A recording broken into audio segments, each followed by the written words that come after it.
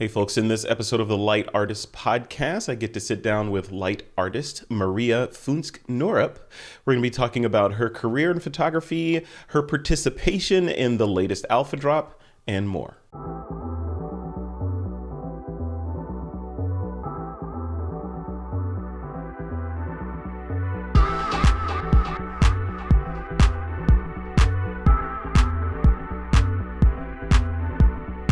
Welcome back to another episode of the Light Artist Podcast. I'm your host, Frederick Van Johnson. Today, I get a chance to sit down with Maria Fynsk Norup. We're going to be talking about a lot of stuff. I want to dive into this because we've got a little bit of time to get through a lot of stuff.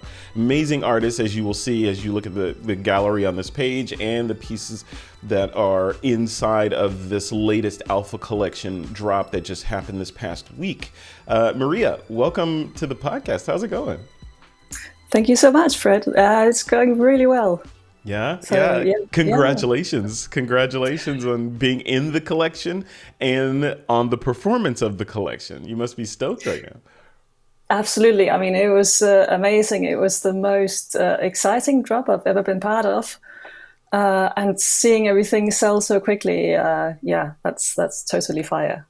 Yeah. Isn't that crazy? Like I don't know. For me, being relatively new to this space, looking at the performance of it, now I have my baseline is the performance of this Alpha Drop. I think that's the normal now. I'm told that's not normal, right? It's definitely not. What is your normal? But, I mean, what's your normal for these kinds of drops? I don't really have a normal. I mean, I've only been in the space since December last year, and I minted my first piece in February, so I still feel a little bit green. Yeah. So I've only been dropping my own art so far, I think, and then this one, and then I have a small drop tomorrow. Wow. Yeah, and I want to talk about that drop that you're going to do tomorrow as well. So let's just.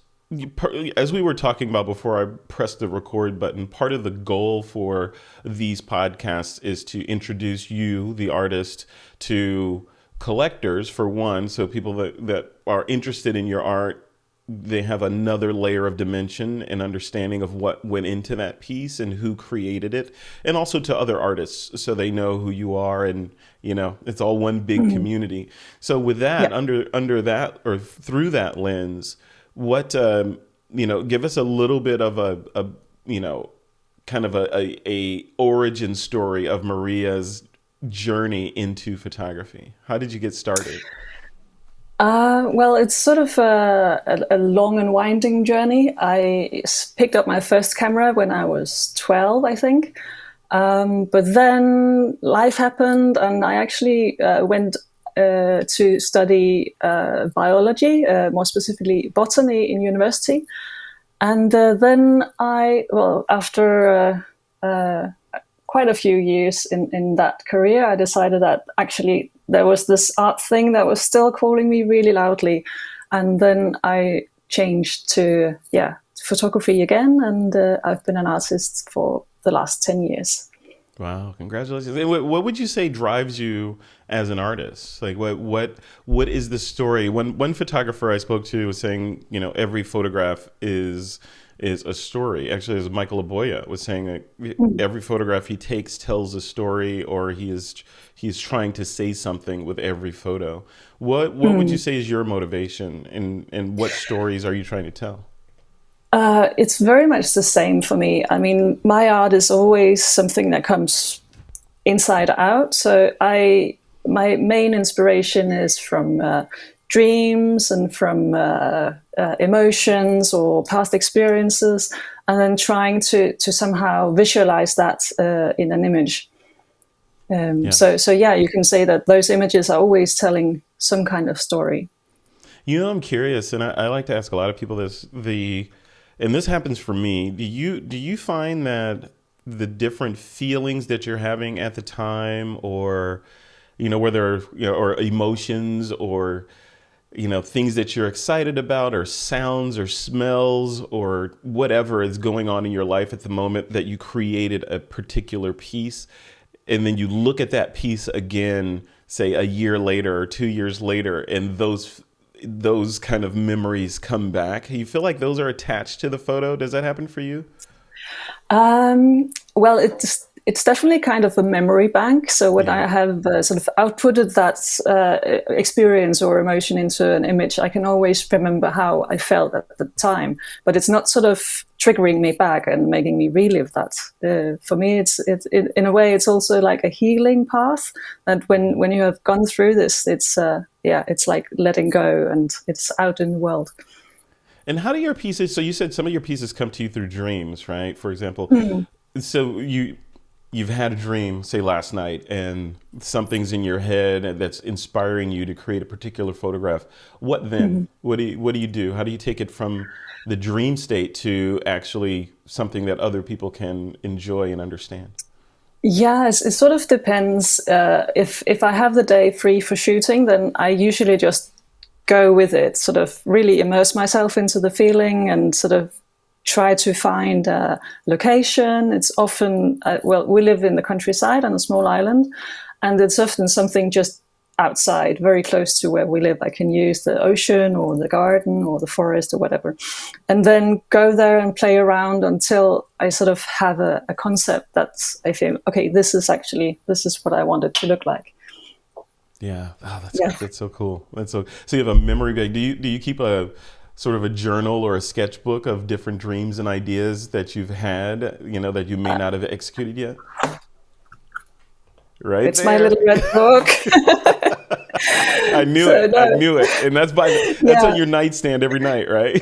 it is. It is. Yeah, exactly. Yeah. So I mean, it's so good because I mean sometimes you don't have the excite. I mean, maybe it's raining or maybe you don't have the day off, and then I can't go and execute on the idea right away, and I'll just sort of have my little book for another day Oh, to that's go back great. to. So I'm not alone. That's great. yeah, So, yeah. always. There's one in the car too, by the way. So, Yeah, yeah. Several is always a good idea. Yeah. yeah, yeah. That's really interesting. It's so not that I'm in this group, but it seems like so many smart and talented people do just that, right? I mean, we have all these devices and technology around us, from watches to phones to tablets to computers to whatever, voice activated this and that. And it's just the pencil or pen and paper that it seems It like works so many best. people gravitate to. Why do you think that is? I mean, why do you personally, what is it about the tactile feel of actually writing down that makes it better than typing? Yeah, well, I think it is exactly that the tactile feeling that for me it feels like there's a more direct connection from whatever it is and then out through my pencil. Yeah. So, but I mean, I must admit, I still do use the notes on my phone sometimes if I'm away and suddenly something pops in. But it works much better with the book. I feel like So things also, get it's like lost. yeah, it's collected as well when you have your book, and you don't have to go and look through different apps or whatever. That's it. That's it. Yeah, because I was going through some old apps a couple of days ago, and I found a bunch of notes that I took that were just buried in that app. Right? I Exactly. never saw Yeah. them again. But if I had this, right, then I would have. Oh, I forgot to do that. I did True. slight non sequitur. I used to, and I probably should get back to this. I used to have a to-do list of things that I need to get done that particular week. And I would write it. And then every day, or as I accomplished those tasks, I would scratch them off. And then the next day I would rewrite everything. Right. Yeah. So that Exactly. the pain, not as a pain, but the effort of rewriting triggered something in my head to be like, wow, you've been writing the same thing for 3 days. Maybe you should do it. Right. It was, True, true. Yeah, yeah. Oh, that's a yeah. very good. It's like what's it called?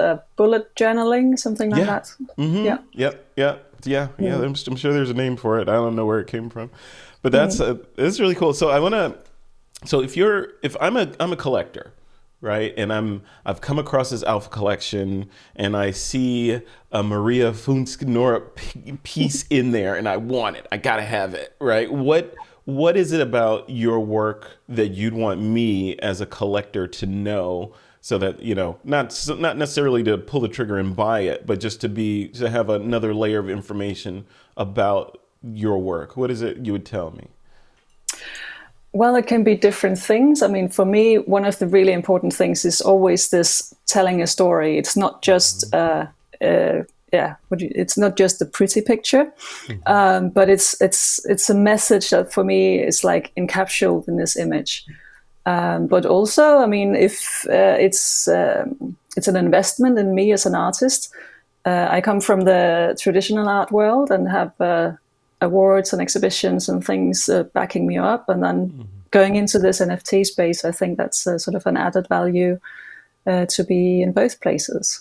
Yeah, I yeah. don't know if that answers your question at all. No, no, that's good. That's good. I mean, Mm. this whole interview basically is that, right? That was just Yeah, yeah. a sub segment of that. Mm. Yeah, I'm curious what drew you into the NFT space. Was it curiosity? Was it, profit potential or expanding the audience? What was it? It was actually, well, definitely curiosity, but it Yeah. started with in December last year, I won a competition through British Journal of Photography. And they had our pieces minted and in a virtual exhibition. And then they were going to sell the pieces as NFTs as well on OpenSea. And at that point, I was really sort of, okay, I don't really know what this is. I have to learn really fast. So I just sort of dove headlong into Twitter and tried to figure out what is this all about and what's going on. And I must say, because I had a Twitter account from, I don't know, 2012 or something like that, but totally dormant. And then coming back to the NFT art community, I was just blown away. So I think it was more the community that kept me there or sort of convinced me that it was something I wanted to do. Then, I mean, of course, it's nice that you can have like an additional profit and how you have all this sort of provenance that's easy to track. But the art community is, yeah, amazing. Yeah.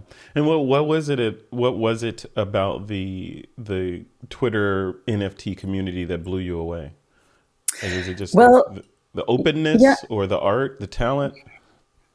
I think, I mean, the talent, obviously, that you see so much art from all kinds of genres every day. But I think the sort of big difference from Instagram or Facebook or sort of real life is that people were so open with sharing just sort of the comment and the conversation. And it just felt like discovering the art school class that I had never had because I didn't go that way through. Hmm. Yeah. Yeah, and that sold it to me. Yeah. So good. Mm. Looking at your work, and by the way, we'll have a gallery of your work in the blog post for this episode. If people want to check that out, plus they can, follow you, etc. Of course. But looking at your work, the tone feels, yeah, I feel it's beautiful, beautiful work that feels I can feel the emotion in there, right? I can Mm. feel it's a little bit on the dark side. It's a little bit muted. If I was to put a soundtrack to it, it would be some classical kind of slower piece, that's Mm. very emotional. What drives you to that sort of look and feel? Is this coming from inside you, or is it just? Yes, yes. No, it is. It is. I mean, and it's not like I think I'm like a dark person, Hmm. but it has been like a style and tone I've been working toward for many years, and it's just it's my personal aesthetic. But I think also it has its roots in what I've gone through in my life. I mean, I have some sketchy episodes in my past, and I think sort of Hmm. that. I mean, all the paths you had in your life that sort of comes together, and this is where it lands. Isn't that interesting? Isn't that interesting? So Mm. if there's a collector hypothetically that says, you know what, I don't care what Maria puts out, I'm buying everything she has, right? And they just want a wall of Maria. Assuming these are prints, right? So they have a printed wall of nothing but your work, and they're looking at it. What story do you want them to take from that? Right. So 10 years from now, there's 30 pieces sitting on the wall of your work, and people that don't know you or maybe haven't even seen this interview are looking at that wall. What would you want them to take away from that body of work? I think sort of. Well, I have a small gallery here in our house where I sort of know a little bit about what people say when they see a wall like that. Okay. It's sort of the impression that they feel the images. I mean, even though they don't know the story behind the individual pieces, they have a very strong expression that people are drawn to, and they can put all kinds of interpretation into these images. And also at the same time, because of, as you mentioned, the specific style and tone, they can come from different collections, but they still sort of have a common thread. And apart from sort of the look of it, it's also that I've been working a lot with human nature interaction. I mean, because I have this background in botany, that is sort of an element that is woven into many of my works and sort of connects across the whole oeuvre.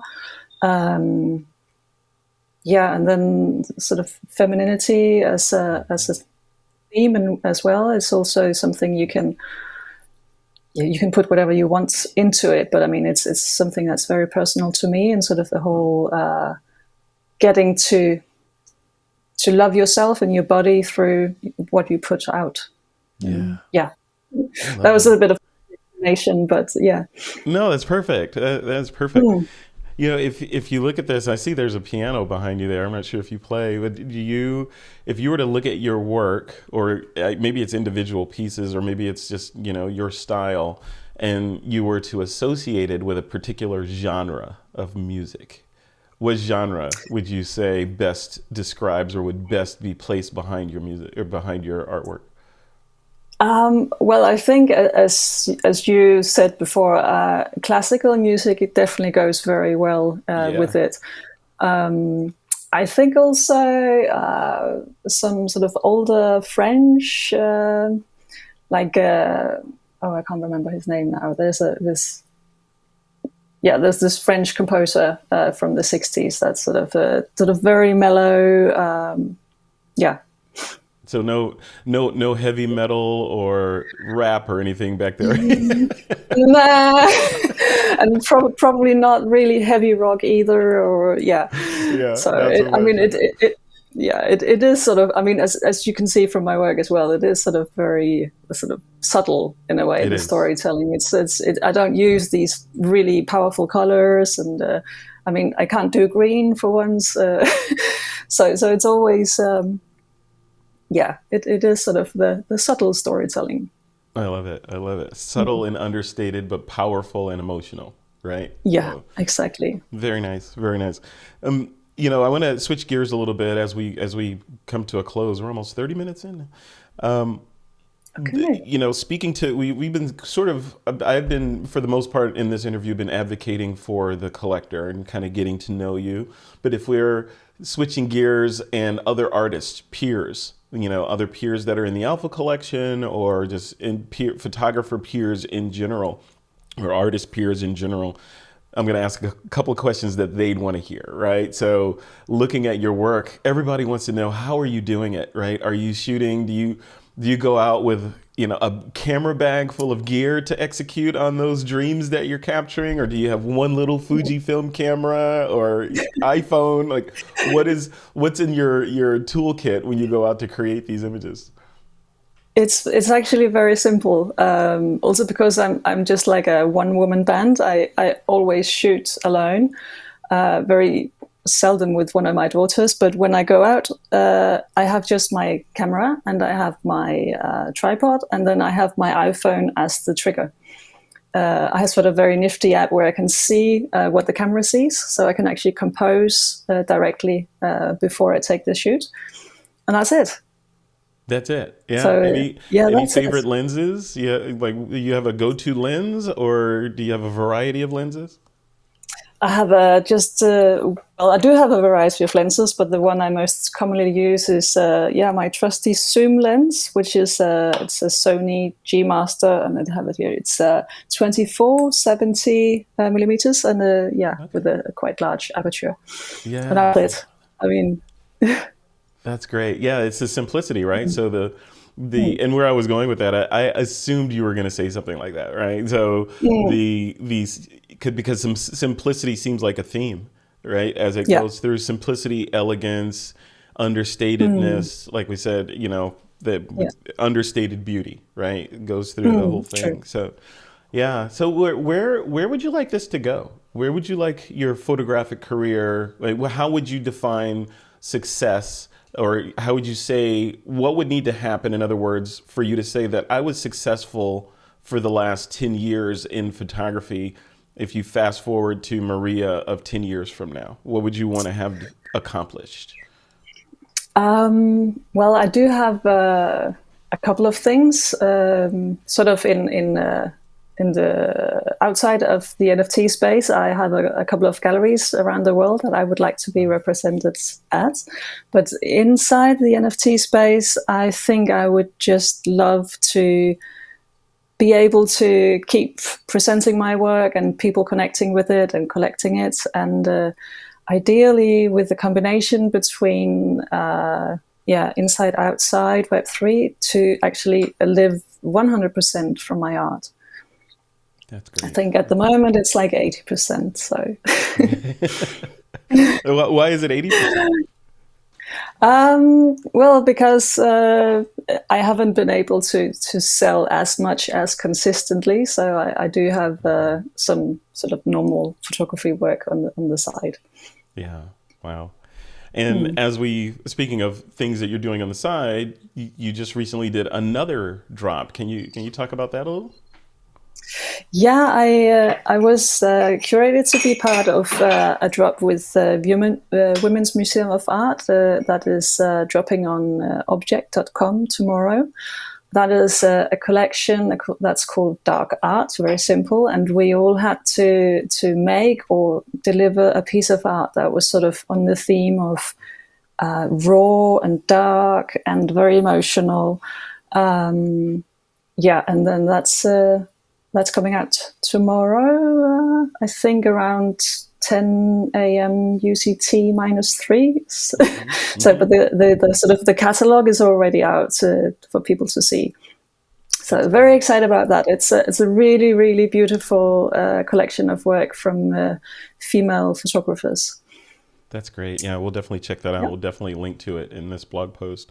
One thing that I'm curious about, and even before this whole NFT craze started happening, there was been a ton of conversations about revolutionizing or reinventing limited edition works, right? And how do you do that versus, let's say in the old days, is take a photo and print it and sign it or write something on the back and number it 1 through 100 and cut up the negative, right? That was exactly. that was kind of the definition of the limited edition work.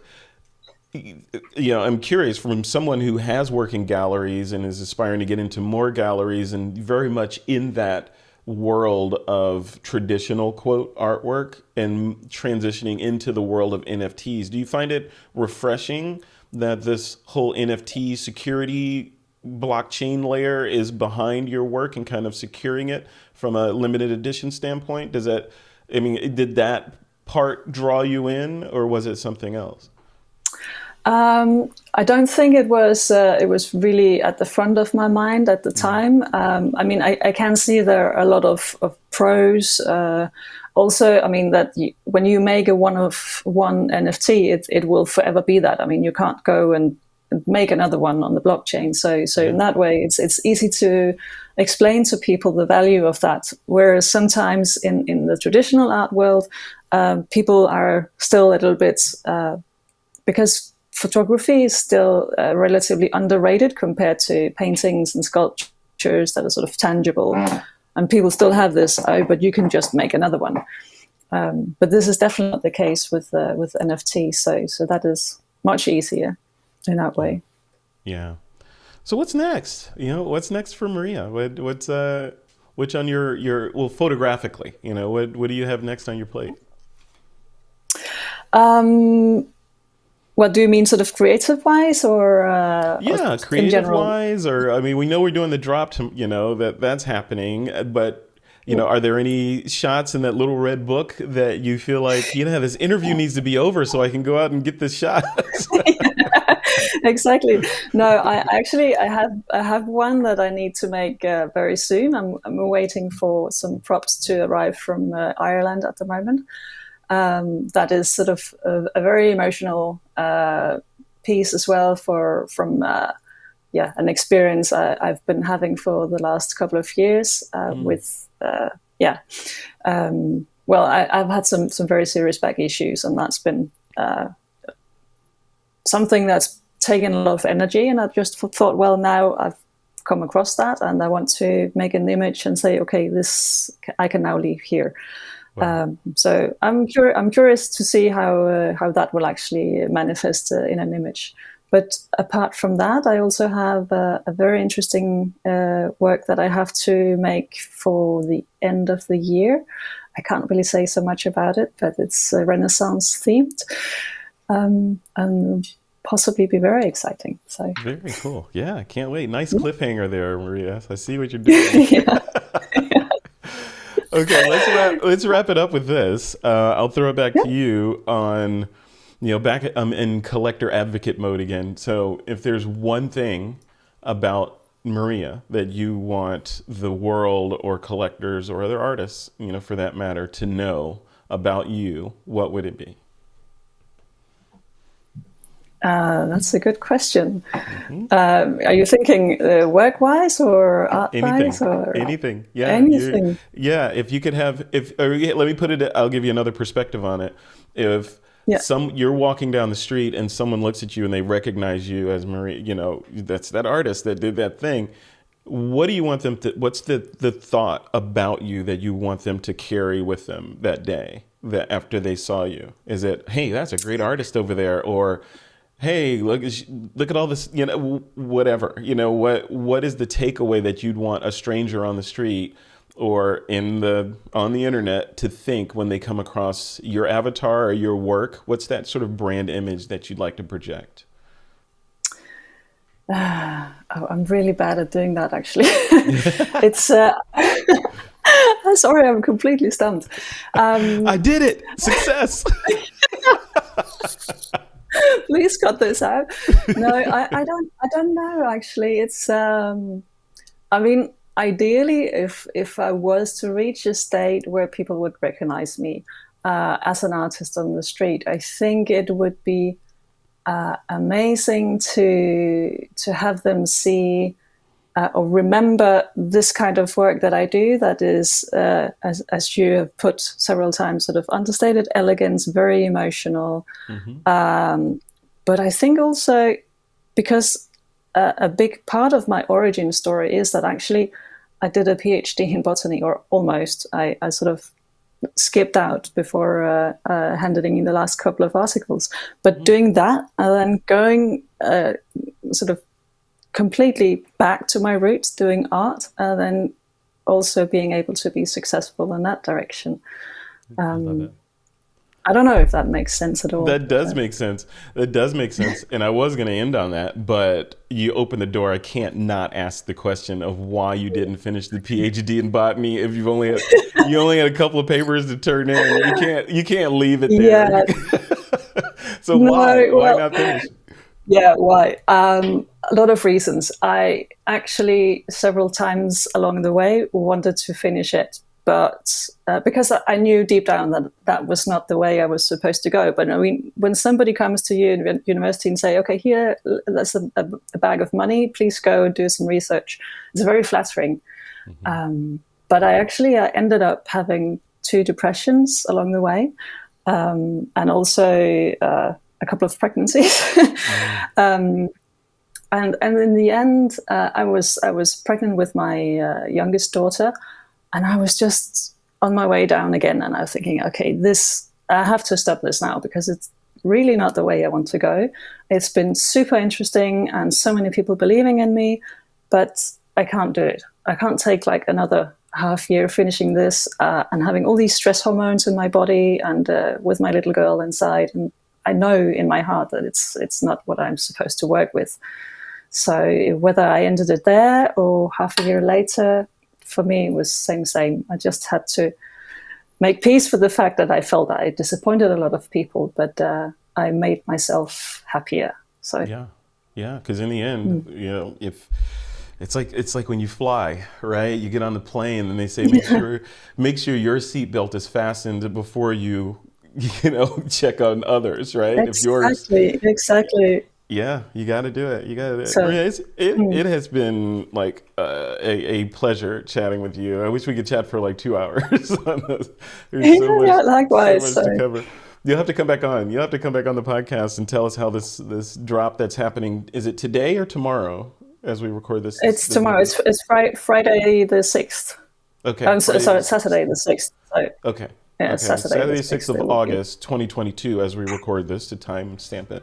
But yeah, we'll Yeah. keep an eye out for that. We'll link to it in the show notes for this episode. And yeah, I encourage folks to check out your work. It's amazing. And yeah, thank you. Thank you for coming on. And congratulations on all your work on the Light Artists Alpha Drop. Congratulations on that. Thank you so much, Frederick. Thank you for having me.